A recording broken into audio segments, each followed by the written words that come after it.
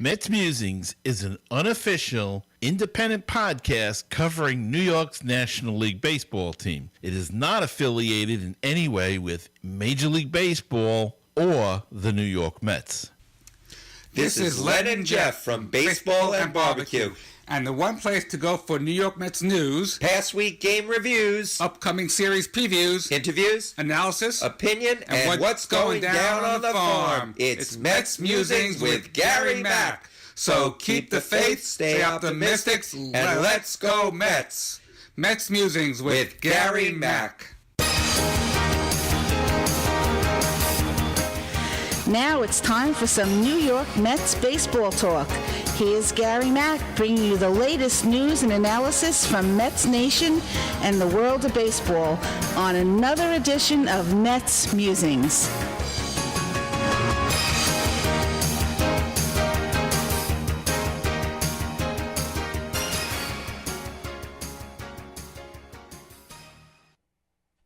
And hello and welcome to another edition of Talking Golf with Gary, episode number 354. Got a terrific guest. Going to get to him, but let's take a quick look at some of the news. There's a little news. Pitches and catches, folks. They're in camp. Spring training is open. Yes. And isn't that great? We're finally getting there. We're getting to baseball time. I can't wait.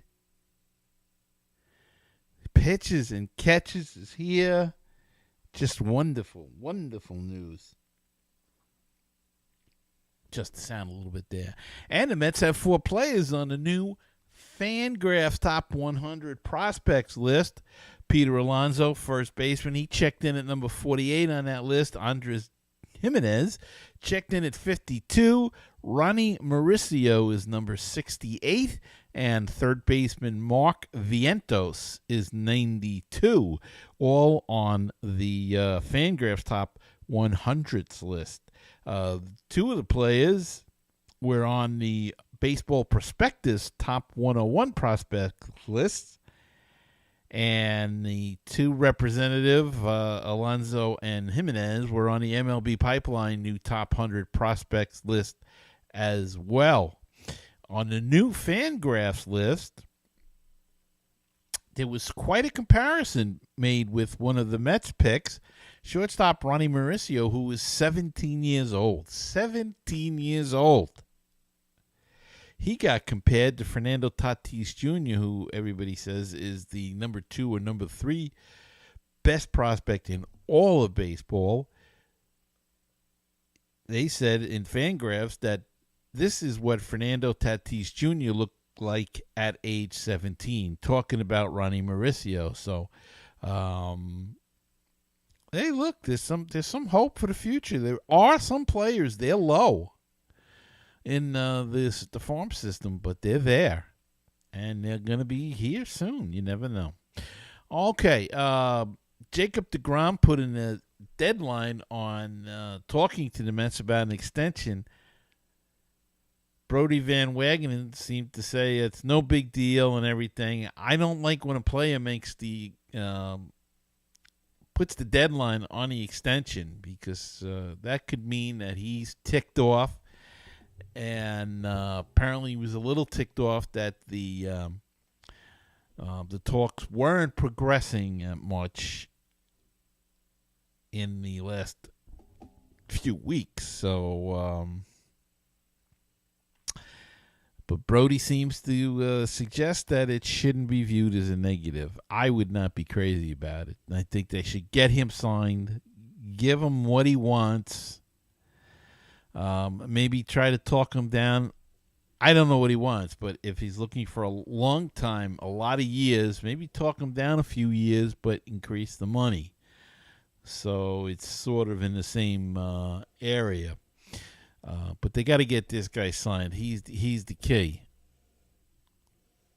You know, and then they can work on Wheeler, then they can work on Syndergaard, they can work on Matz, but, you know, they got to get deGrom. He's the whole key to the things. Wilson Ramos is in camp, and he says that he is, hopes to stay healthy. He's been working out hard. He's got a strong arm. He's got good defense behind the plate. And he's got a good power bat. Well, everything that the Mets were needing from that position. So let's hope that he can stay healthy and really be a big asset to the Mets. Tim Tebow is in camp, or will be in camp within the next couple of days. He's going to report on Friday for spring training. He's offered a chance to return to the gridiron and pursue a football career in the new Alliance of American Football League. But he turned it down to come back to the Mets and play minor league baseball. So good for him. I think we'll see him sometime this year, especially if an outfielder gets hurt. He could be one of the first people that they call up. So, that's about the news. It's still kind of early. We'll be starting to get more news coming out as we progress on. Just looking at the story here, Jeff McNeil, not too concerned with transitioning to the outfield. He's played it in the past, even though it's been a while.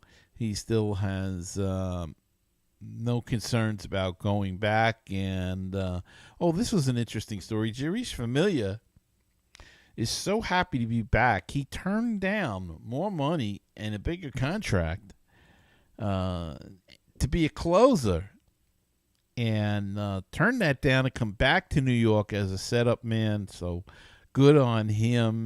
Maybe that'll mean he's happy being here. He likes it here in New York. So good on Familia. Let's hope we have a good team so we're not moving him again during the season, as what happens when you struggle, when you have a team that struggles. So congrats to all of those guys. That baseball season's finally here, and good for us too, because we really missed it, didn't we? Looking forward to it. All right, got a great guest, and we're going to talk about the Mets situation. So I want to shut up and get him on. So let's take a quick break, and I'll be back with my guest right after this.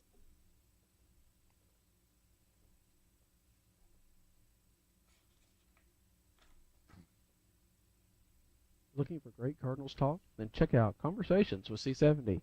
My name's Daniel Shoptaw, and I talk with some of the great bloggers on the internet today about their teams. It always comes back to the Cardinals. Find the latest episode on my website, www.cardinal70.com, or at baseballpodcast.net. Baseball and BBQ, your place for interesting baseball talk, opinions, and history. Baseball and BBQ, your place for barbecue recipes, tips, and interviews from the world of barbecue. If you like baseball and if you like barbecue, then tune in to Baseball and BBQ. Find us on iTunes, Stitcher, Google Play, and BaseballTalkRadio.com, along with Mets Musings and other great baseball podcasts. With all the Mets news, it is the news from around the world and around the corner. Here's Gary.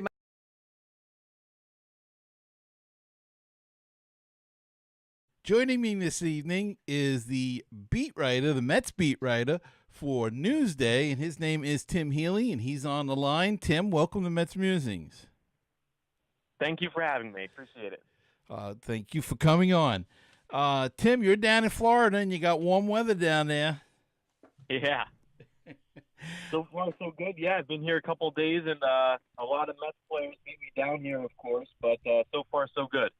So, what's a day like now for you before, before spring training starts, and then what's it like the first couple of weeks before the games begin? Well, at this point, with pitchers and catchers not reporting till Tuesday, got down here early for a couple days of pre-camp, so to speak. But it's honestly really low-key. The players who are here early go out to work around 10 a.m., so I show up by then to watch their bullpens and stretching and whatnot. Probably doesn't sound very exciting, but at this point, I think a lot of people would agree that any bit of baseball, any action that vaguely resembles baseball is a lot of fun and certainly welcome. So They work out for about an hour, hour and a half. Some of the hitters take batting practice, things along those lines. Then usually the Mets PR staff will help us with get a player or two to talk to. And then I'll write about that player that day. On Thursday, for example, is Zach Wheeler. Everybody can read that on Newsday.com still. Mm-hmm. So it's very low key in these early stages. Now, come Tuesday, once pitchers and catchers officially report, then the clubhouse will be open. So then you'll start to hear a lot more stuff from a lot more players. Mickey Callaway will talk, Brody Van Wagenen will talk, and then things will really be going full force. And, we're so hungry, as you said, for any baseball news. That it's a long off season, and fans just get crazy after a while. So thank goodness you're down there and feeding our appetite, if you will. You mentioned Brody Van Wagenen, new GM.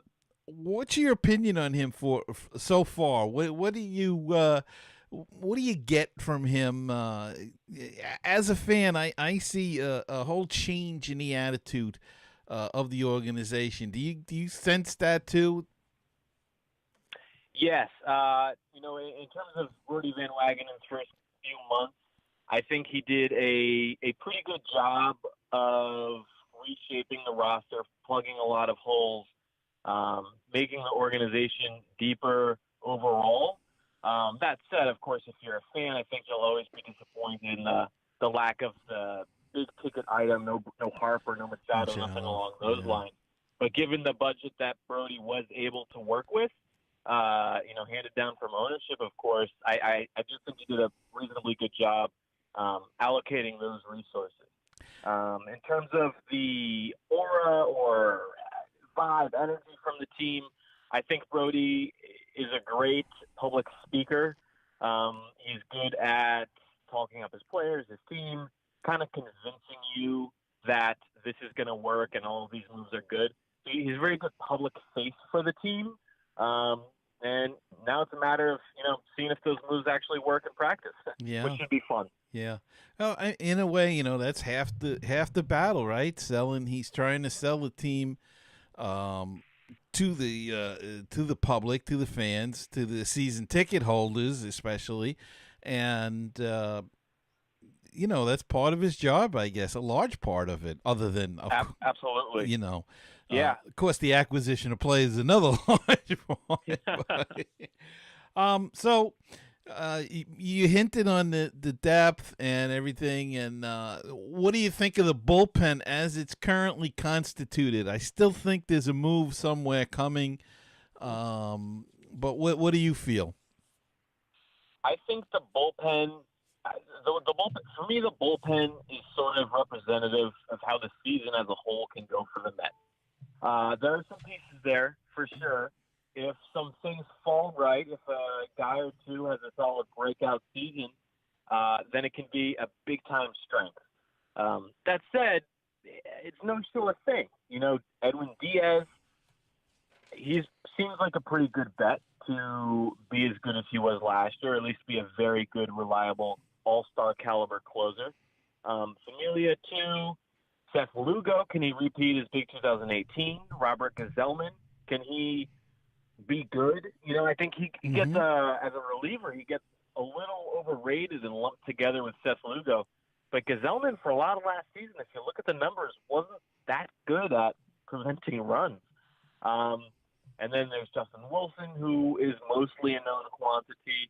And then, those dozen or so probably, there's, those whole bunch of optionable arms. Drew Smith, Paul Sewald, Tyler Batchelor, Daniel Zamora, Eric Handel, the list goes on. Which of those guys, if any, will break out and be truly reliable, effective relievers? I think the effectiveness of the bullpen overall kind of relies on a couple of those question marks to become exclamation points. And as you well know, bullpens are always hit or miss. One year they can be fantastic, the next year they can stink. So you never really know with them. Absolutely, yeah. That's what I'm curious to see with Edwin Diaz now. As young as he was, and as good as he was, as young as he is, and as good as he was last year, you can Mm-hmm. say, sure, seems like a good bet to be very good again. But then baseball's, who knows?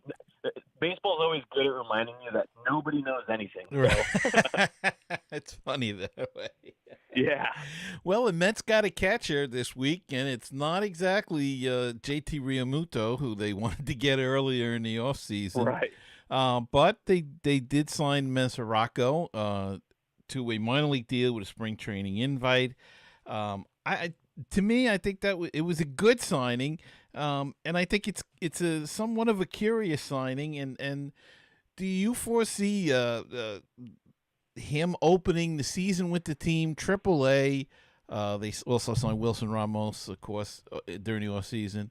And or do you see them possibly moving Darno? It could go either way. I think the way I see it, Mesoraco's in camp to compete for the backup job. Mm-hmm. Wilson Ramos is the starter. That's not really a question at this point. And it could go a number of different ways. If Darno is hurt or bad or any combination of those, then sure, the Mets could just cut bait there and go with Mesoraco as the backup. If Darno is good, shows he's healthy, is hitting in spring, shows a little something for other team scouts who are always in the stands, and somebody come mid to late March needs a catcher, I could see them swinging a trade for Darno, with Darno and going with Mesoraco. That said, if you end up with Mesoraco opening the year in AAA, that's a very, very good option to have in the event that Darno, who has a long injury history, or Wilson Ramos, who has a long injury history, goes down. So Mesoraco, of course, himself has a long injury history. So I think Mesoraco on a minor league deal is a great signing for the Mets. Kind of a sneaky good move for them this week. And there's that depth thing again that Brody Van Wagenen has brought into this team. He's got a guy now, as you say, that if he opens in spring train in AAA, but he already knows the pitching staff.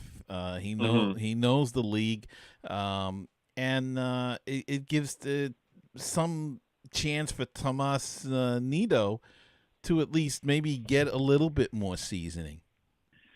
Right, yeah. Nido drew some rave reviews defensively and for his work with pitchers last year. But offensively, he just doesn't bring much to the plate right now. Literally doesn't bring much to the plate. So, the question there is bad, and if you can get a little more seasoning. So anytime you can take pressure off of him in terms of what might be necessary at the major league level, I think that's a good thing to have as Tomas Nido, in the Mets' eyes, hopefully continues to develop. Infield is stacked. I think there's plenty of depth there as well. I don't think we're going to see, and no offense to Josh Satin or Eric Campbell, but I think the deeper guys this year are a lot better and going to be more, what's the word I'm looking for? It escaped me right out of my mind. That's what happens when you get old, see? But let's talk a little bit about the infield and the depth that he's put together here. There is a lot of depth, especially at second base. I think they've got about 8 guys in camp whose primary position is second base. So I think the Mets in recent years, depth has been an issue, especially in the infield. We've seen that in recent years. This year, they would have to have quite a sequence of unfortunate events to face that same problem. Because you think, let's say, for example, Todd Frazier gets a little hurt, has to miss the start of the season. Right. Jed Lowry could play third. Jeff McNeil could play third. Never mind the next tier down of CJ Rivera, Gavin Cicchini, Luis Guillorme, those sorts of guys. So there are a lot of guys who can play a lot of positions. Right. And it's going to be really interesting to see how Mickey Callaway makes it all fit. It's going to be an interesting thing, and as deep as the infield is, it seems the outfield. I don't know. I'm still not sold. I'm a little concerned there. What's your thoughts on the outfield situation? I think that's a fair concern. It's not nearly as deep as the infield. I think the Mets' success this year will hinge in large part on the cornerbacks, Conforto and Nimmo, having good seasons. And for Nimmo, that means basically repeating his 2018. For Conforto, it means, kind of making last year's second half his norm. But center field is a question mark. And the Mets had Juan Lagares, who is not that good at hitting, but very good at fielding. And then they went out and traded for Keon Broxton, who is not that good at hitting, but very good at fielding. So there seems to be some repetition there in terms of skill set. And then, you mix in Jeff McNeil to some degree in terms of the outfield. Maybe Yoenis Cespedes in the second half. We'll see what's up with him when he shows up to camp next week or so. But, yeah, the outfield, I think to have concern there is fair. Center field in particular is a bit of an unknown at this point. And speaking of Cespedes, any word around camp? It's so early yet, but any word at all about him? How does he? His rehab is going, or anything? Any word at all? Not yet. Brody Van Wagenen. I asked him a couple weeks ago. Where is Cespedes in his rehab? Is he swinging or jogging or what? What is he doing? Yeah. And Brody's answer then was they'll have a better idea once Cespedes gets into camp. And he's not here yet. Position players don't have to report for another week or so. So there's no substance, no worthwhile update there. Oh, maybe he'll come in riding his horse. And yeah, that would be something. One of the interesting things in the offseason was the complete lack of mentioning, no word. You never heard his name the whole winter, is Dominic Smith. And yet it seems like you said, there's 8 guys in camp that can play second base. There seems like there's 8 guys that want to play first base. Who? Abbott and Costello, who's on first with the Mets this year? I mean, take your pick. I think best case scenario for the Mets in that question is Peter Alonso grabs the job in spring, is actually given the job for opening day, and then runs with it. That's the best case scenario for the Mets, absolutely. He can be a big-time impact bat if he can play passable defense. Dominic Smith, you're right. He's sort of the forgotten man. His stock is way down after a bad year last year. To some fault of his own. The Mets also jerked him around a little bit, I thought. But if, when we get into position player job battles here, if Peter Alonso is actually bad at defense, and we'll see what the Mets think of him once he gets in camp and starts playing. But if Peter Alonso doesn't win the job, then to me, Dominic Smith is absolutely one of those guys who can plug that hole if Alonso isn't ready. Todd Frazier also gets mentioned in that along those lines on that depth chart. But yeah, Dominic Smith, stock way down. It wouldn't surprise me if he's traded, but the problem with that is he has minimal trade value right now. Yeah. So if he has a good showing in spring, maybe shows something. I think he can be had. I just don't think other teams are willing to offer very much for him right now. So it almost sounds like, and correct me if I'm wrong, that it's Alonso's job to lose in spring. Correct. Yes, that's sort of the Mets' position on it. The old, service time battle. Hold a guy down for a couple years, couple weeks, and get an extra year of team control. We'll see how that service time manipulation factors in. But the wild card there to me in that possibility is the fact that Brody Van Wagenen was an agent until October, and of course, hated the whole service time manipulation thing. That was on the other side. I'd be really curious to see how the Mets handle it. It's funny that you mention that because for years the free agent market and the agents used all the sabermetrics to get big contracts, and now it's sort of turning around and biting them in the butt that the same sabermetrics are hurting them in a way where teams say, hey, I don't have to sign one guy. I can sign three decent guys and get the same job out of them. So very interesting that when now he's on the different side of the coin. Any talk down there or your own opinion about the rule changes that may or may not take place either this year or next year? Specifically, perhaps the DH coming to the National League? No real talk down here yet. That'll probably pick up either this week when spring training officially starts and or if any of those rules get actually passed. Mm-hmm. But my take, I'm happy to offer my take on these rules. I'm a DH guy. I grew up an American League fan. Yep. So to me, the DH coming to the National League is inevitable. It's not going to happen this year. It probably won't happen for 2020. But sooner or later, I'm positive that it's going to happen. As far as some of the other proposed rule changes, minimum of 3 batters per reliever or per pitcher, for example, I think that's a pretty good idea. I think the devil's advocate says, well, you take away the strategy of it, but I think you're just removing one sort of strategy to another. It's if you have a guy who can get lefties but not righties, do you bring him in for the lefty? That's just a different kind of decision managers would have to make, and I also think it'll help with the whole pace of play issue and trying to shorten games a little bit.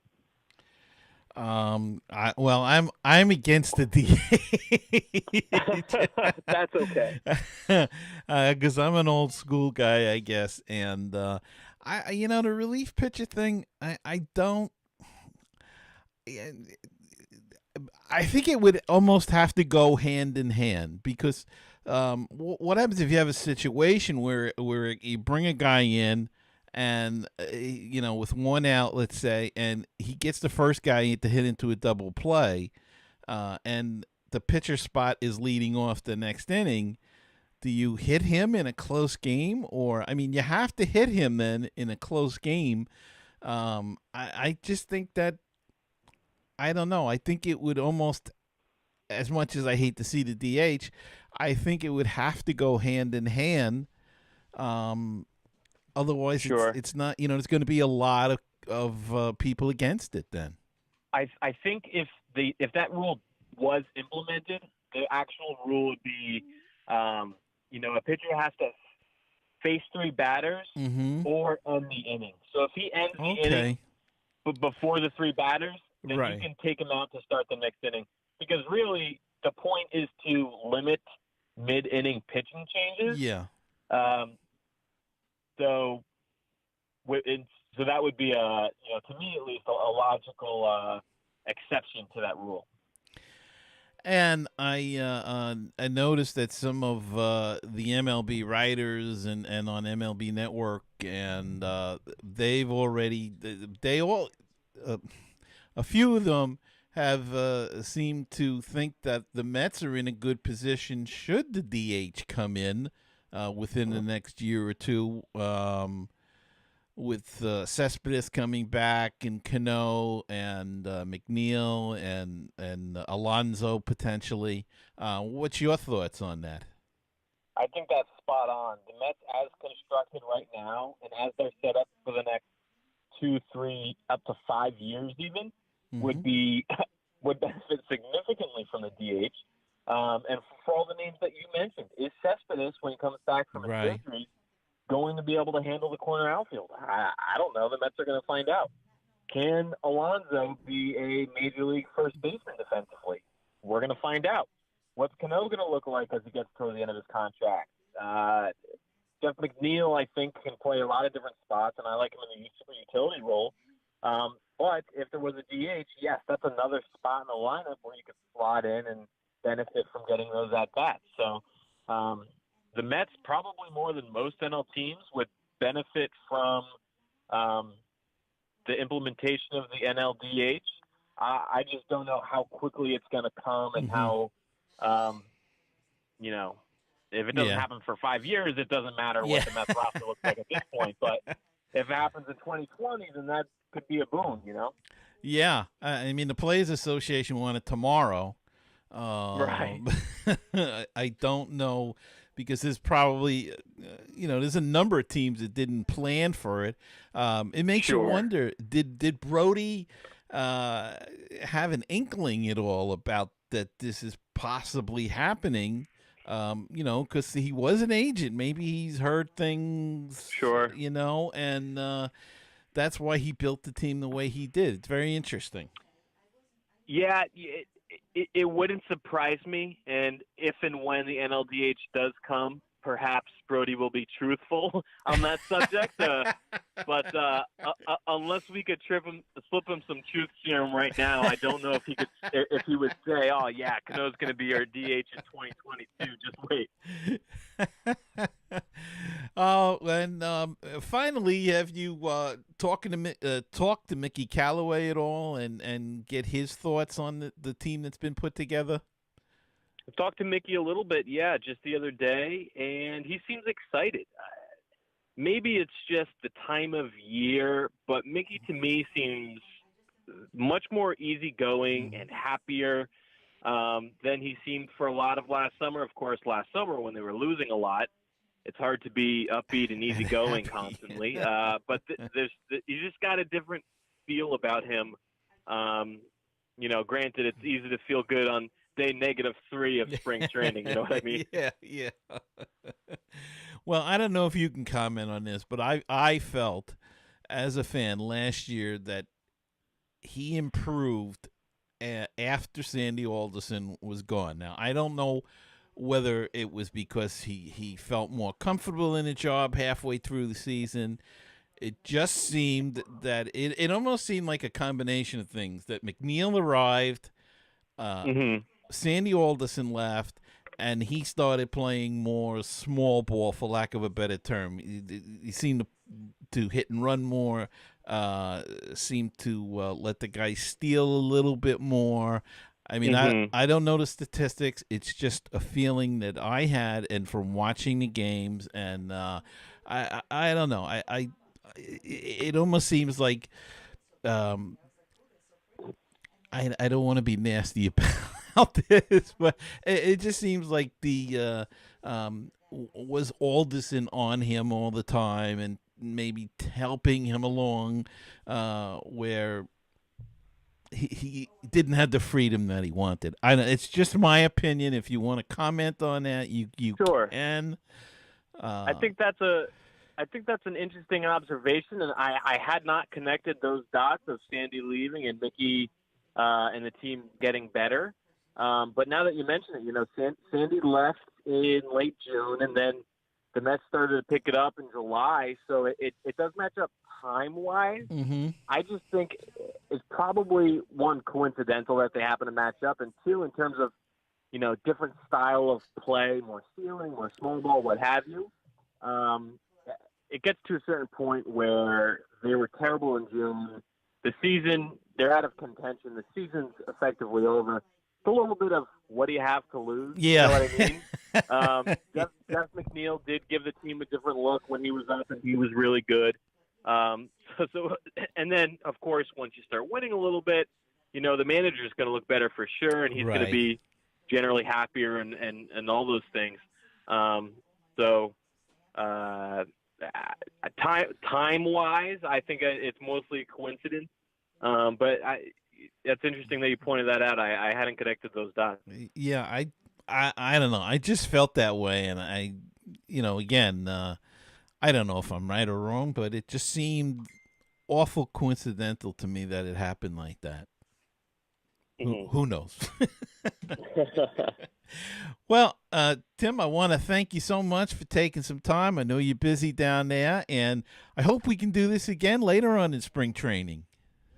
Excellent. Thank you very much, Gary. I appreciate you having me on. Okay, anytime at all, you're welcome to come on the show.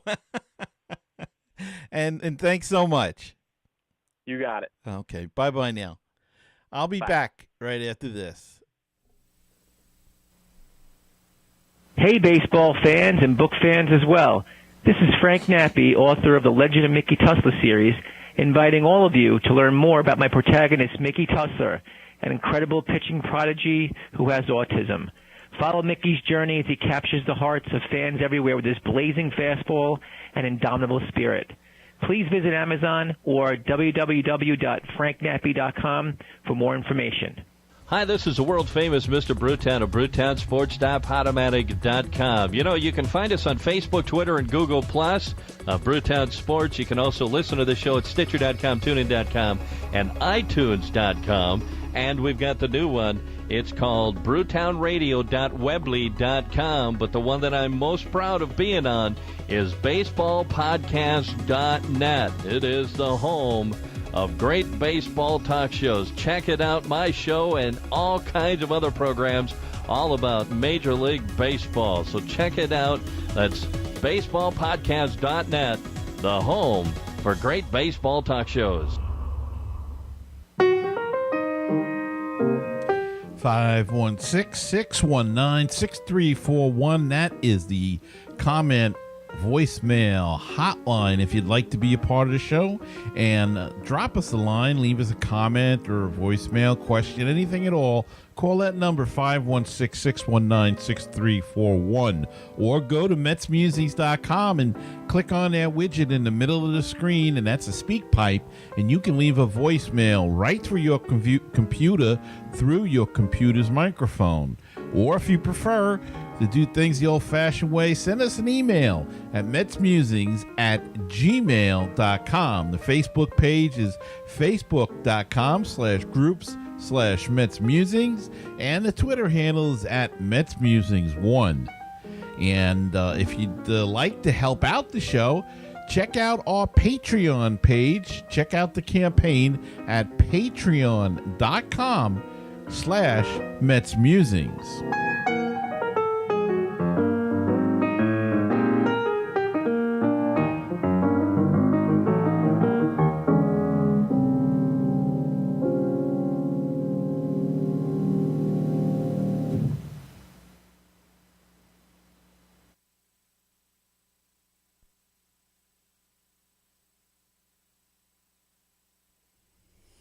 Got to adjust the audio. You can't hear me. And we're back. And like I said, spring training camp is open.